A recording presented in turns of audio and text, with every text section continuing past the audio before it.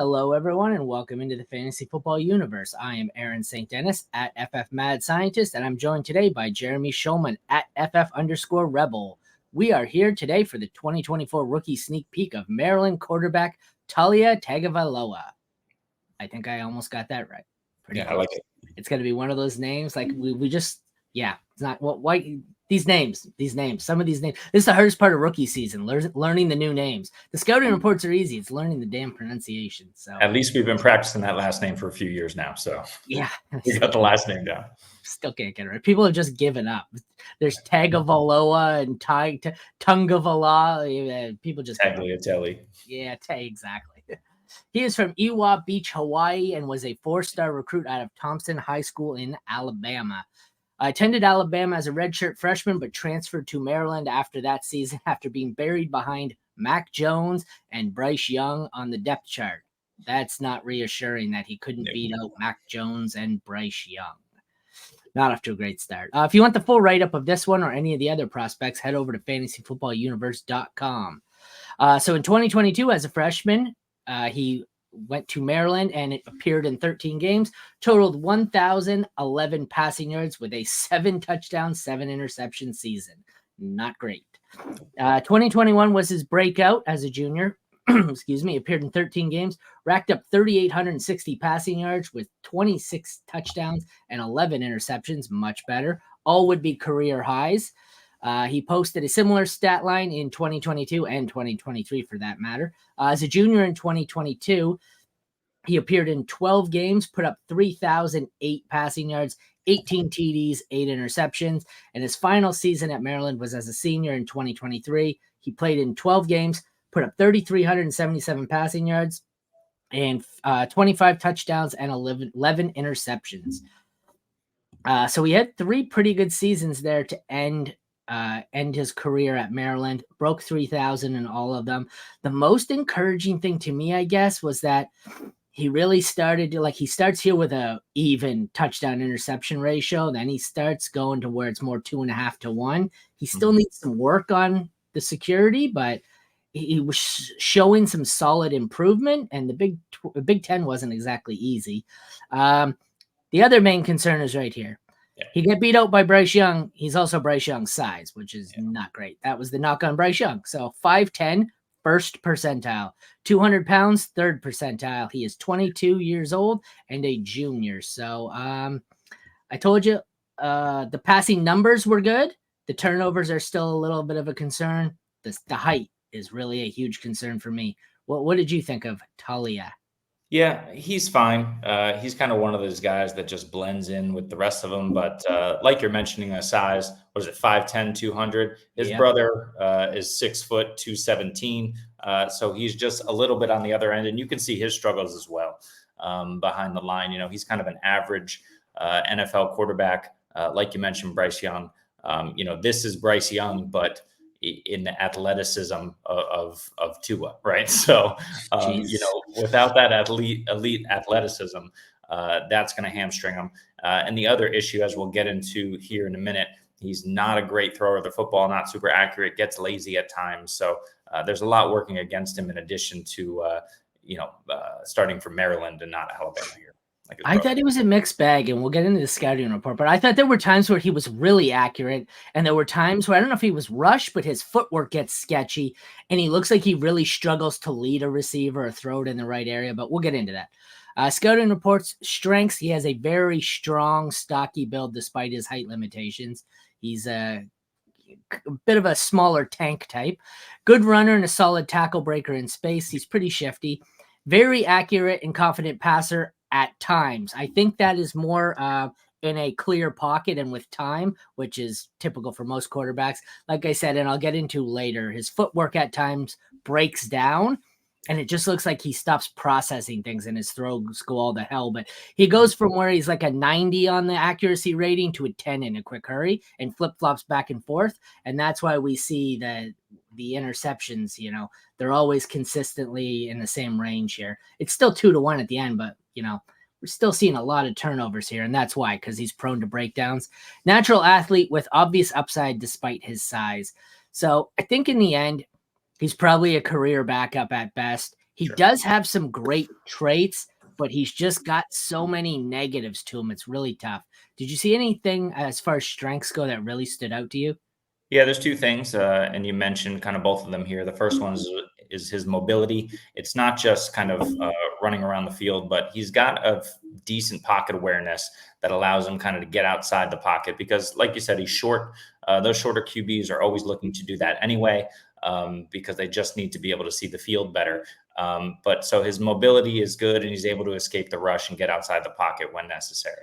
The other thing for him is, and like you said, at times, he's got some really nice touch on the intermediate and deep balls.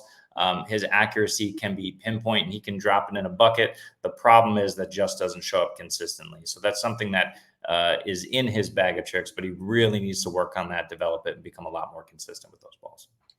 Okay, he reminds me of of Kyler Murray in the sense that Kyler Murray did the same thing. They both remind me at times of Patrick Mahomes. They're out scrambling around, throwing a dart. But the other 50% of the time, it's like they're out scrambling around, and when they throw the dart, they have their eyes closed, and they're just so that's what it looks like. 50% of the time, he's out scrambling, running around like Kyler, looking like a kid with his parents' phone, and just throws an absolute dart. And then the next one, it's like he threw the ball with his eyes closed. So that's that. There's definitely some upside. It's just what the hell is causing? Well, I guess the same can be said for Kyler. What's causing the complete breakdown in accuracy in 50% of that time? And I hear unless you. he really, sorry, go ahead. Yeah, I was just gonna say he just doesn't have the outs that Kyler and, like you said earlier, Bryce Young have with that elite speed and athleticism, and that's going to be his problem. So he needs to rely a bit more than those guys do on his accuracy, on his passing, and at the moment, it's not good enough. I mean, to be fair, he also didn't have the weapons in Maryland, so Sure. that didn't help. But and he didn't get a chance in Alabama. But some of his weaknesses, size is a major concern. That's an understatement. Same size as Bryce Young, maybe like 2 pounds heavier. Struggled mightily as a rookie. That's Bryce Young. So, Bryce Young may be his ceiling, and that's not great right now. Yeah. Solid arm strength, but not an elite amount. Has inconsistent footwork that lead to poor ball placement at times. Like I've said, there's times where it just breaks down and he looks like he's throwing with his eyes closed. Has an extensive history of injuries, including a severe ankle injury, could have durability issues as a pro, has a bad habit of throwing off his back foot. That's the other thing I noticed. He tends to just lean back and let the damn thing rip. But I know whether it be throwing off his back foot or having bad ball placement, I also think a lot of the times I don't necessarily know if I want to hold it against him. There were times out there where he looked like he was playing I don't know what do they always call Josh Allen? Not God ball, hero ball.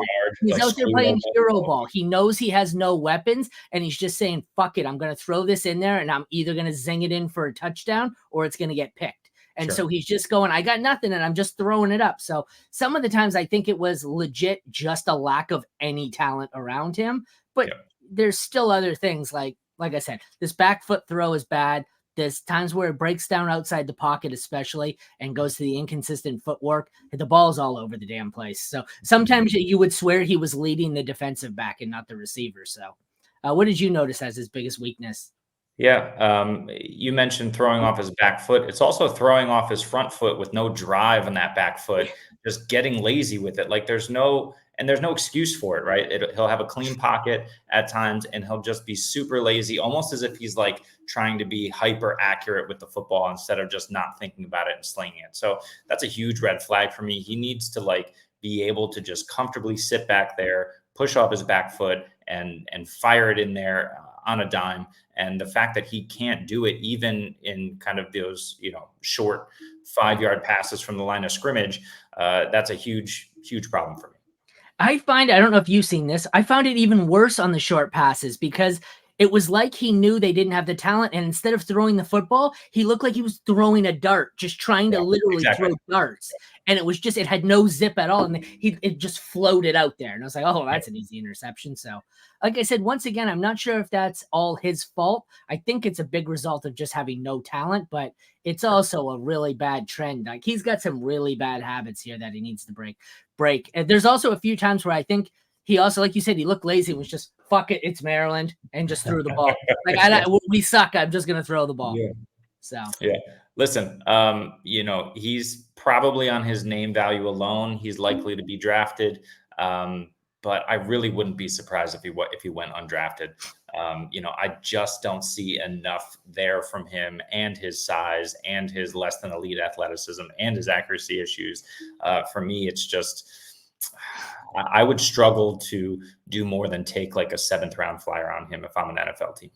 Oh, I agree. But not only do I think he gets drafted in the 6th or 7th round, I think at some point he's going to get a chance because his name alone. Just like even I'm not all that high on Brendan Rice. Brendan Rice is going to get a chance just because of who his daddy is. So there's no way this guy goes undrafted and never sees the field. If you have any talent whatsoever, like we said with Deuce Vaughn in the last video, he's going to find his way onto the field at some point because he's going to be given every chance to succeed. So I have him and late 6th, early 7th to go into Cleveland, somewhere where he can be a backup in case the Deshaun Watson experience fails. And, they're going to eat him for a year or two, but Taulia is going to have to sit for a year or two. So my thinking was he could stand to sit and learn for a little bit, but I'd feel a lot better if he was sitting there and Joe Flacco was the number 2 on the bench and he could learn from Flacco. Not sure Deshaun Watson's who I want as my veteran role model. Sure, exactly. Not sure that's going to make for a lengthy career here. So where do you have him going? What do you think? What team's a good fit for you? Yeah, I have no idea.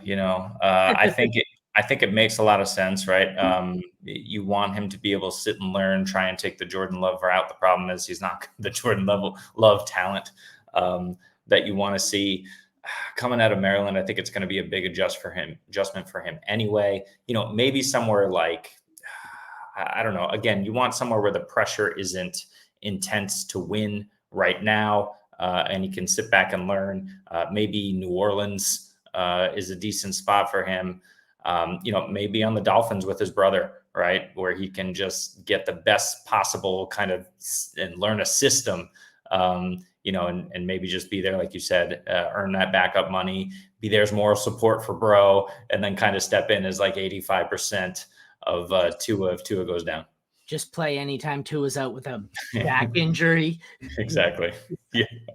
All right. That wraps up the 2024 rookie sneak peek of Maryland quarterback Taulia Tagovailoa.